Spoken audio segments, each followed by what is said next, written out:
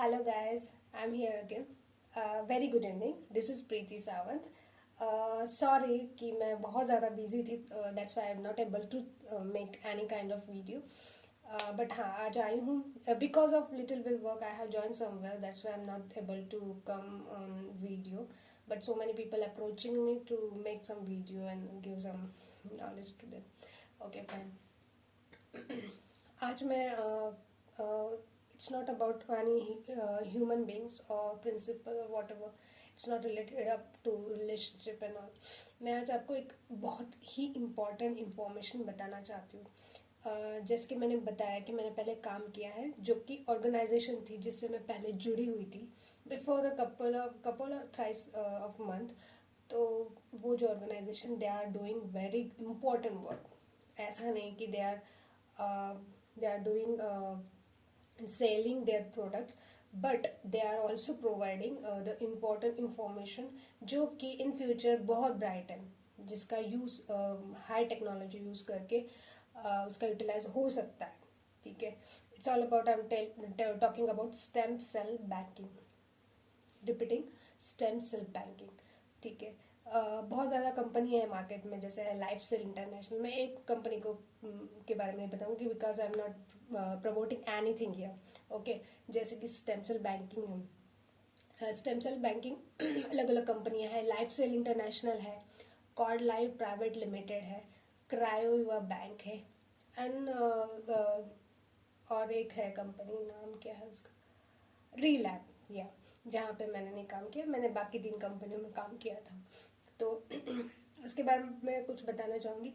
मैं फिर से बोलती हूँ कि I am not here to promote any kind of product. Okay. I am just spreading the information which is actually good. It's not like I am doing door to door marketing. So here I am talking about stem cell banking. तो ये आप पूछोगे stem cell banking क्या होता है. आपको पता है जैसे एक पेड़ पूरा तैयार होता है वो कैसे होता है. पहले जो नीचे ज़मीन के अंदर जो एक एक बहुत ही माइनर सा सेल होता है, you know that is the हम लोग जैसे बोलते हैं building block of all body of the plant. तो वो सेल्स से जो डीएनए होता है, तो उसमें ग्रोथ होके फिर उसमें डेवलपमेंट होके वो मल्टीप्लिकेशन होते हैं.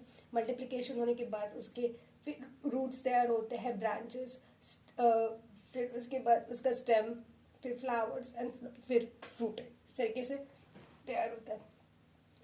तो वो हो गया बहुत इंपॉर्टेंट सेल, राइट ना. तो आप पूछोगे फिर ह्यूमन बीइंग में कौन सा सेल है.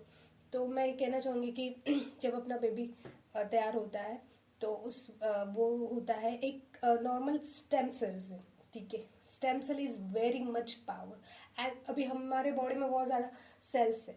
ठीक है. But they are not that much powerful. वो जो उनकी जो मल्टीप्लिकेशन है वो होती है, बट बहुत स्टेप बाय स्टेप वाइज होती है.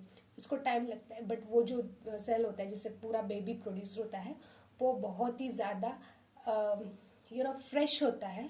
और उसकी जो मल्टीप्लिकेशन की जो कैपेसिटी है ना वो बहुत ज़्यादा पावरफुल होती है. So it is very important. तो उस सेल से पूरा बच्चा तैयार हो जाता है. उसको हम लोग कहते हैं स्टेम सेल. ठीक है. तो ये स्टेम सेल कहाँ पे होते हैं. पहले क्या होता है कि जैसे ही बेबी आउट होता है, ठीक है, जैसे डिलीवरी होती है तो बेबी और मदर उसको जोड़ने वाला जो एक कॉर्ड होती है, जो क्या करते हैं डॉक्टर, उसको काट के उसको फेंक देते हैं डस्टबिन में. That is not utilise.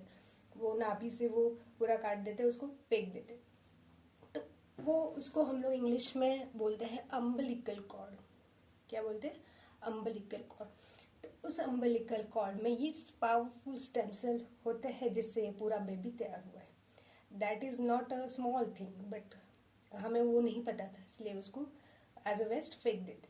तो हमारा काम वहाँ से तैयार होता, मतलब वो ऑर्गेनाइजेशन का काम वहाँ से तैयार होता था कि वो स्टेम सेल प्रिजर्व करने, वो अम्बिलिकल कॉर्ड लेना है, उसमें से स्टेम सेल एक्सट्रैक्ट करने हैं और उसको वो कंडीशन में प्रिजर्व करना है ताकि वो फ्रेश रहे और उसकी मल्टीप्लिकेशन हो इन फ्यूचर टेक्नोलॉजी जब फिजिबल होगी.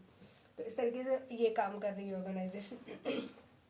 तो इसका जो यूटिलाइज है, मैं आपको बताना चाहूँगी कि इसमें पहले स्टेम सेल प्रिजर्व हो गए और उसमें से ब्लड भी हम लोग एक्सट्रैक्ट करते हैं, वो भी प्रिजर्व करते हैं। मैटर में ब्लड भी रहता है, वो भी एक्सट्रैक्ट करके थोड़ा सा वो प्रिजर्व करते हैं, क्योंकि उसका बाद में यूटिलाइज होना ही है। तो इस तरीके से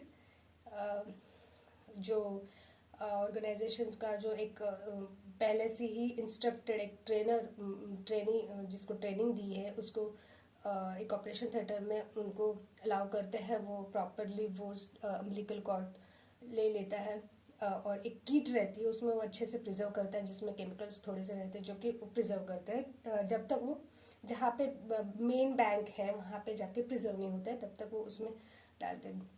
फिर इस स्टेम सेल को हम लोग प्रिजर्व करते हैं बैंक में।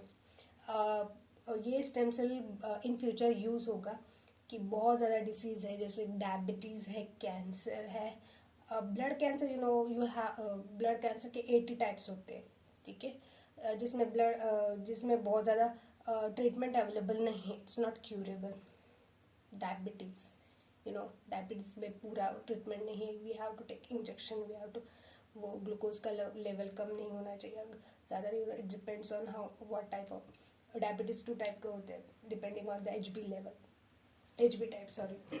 तो इस तरीके से हम लोग इस स्टेम सेल का यूटिलाइज करते हैं in the treatment.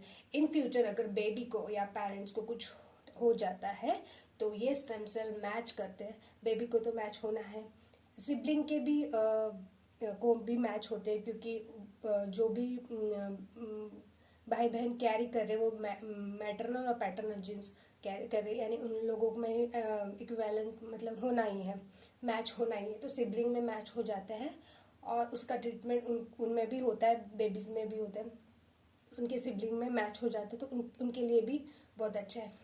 In case parents को अगर डायबिटीज़ या कैंसर हो जाता है तो उनके लिए भी हम लोग ये मैच करते हैं बेबी के स्टेम सेल, और उसके बाद उनका ट्रीटमेंट हो सकता है।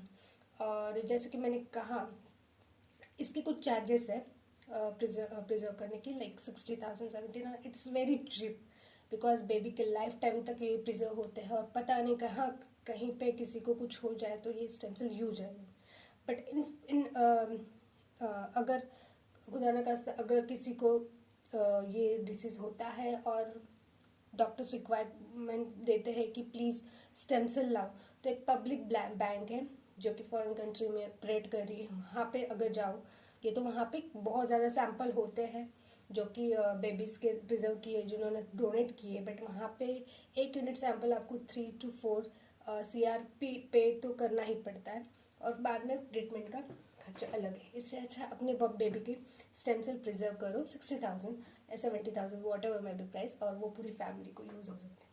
फिर अब बोलोगे कि फिर सिबलिंग के मैच हो रहे हैं स्टेम सेल, फिर पेरेंट्स को कैसे, तो ये इन लोगों की कम्युनिटी बैंकिंग होती है, इसमें सारे सैंपल होते हैं, अगर बेबी का मैच नहीं कर रहा है तो उससे इक्विवेलेंट जो कि मैच हो रहे वो उनको 1 यूनिट सैंपल दे सकते हो। It's kind of community banking, मतलब हर कोई घर किसी के साथ शेयर कर सकता है सैंपल। तो इस तरीके से ये ऑर्गेनाइजेशन वर्क करते, इट्स वेरी इम्पॉर्टेंट।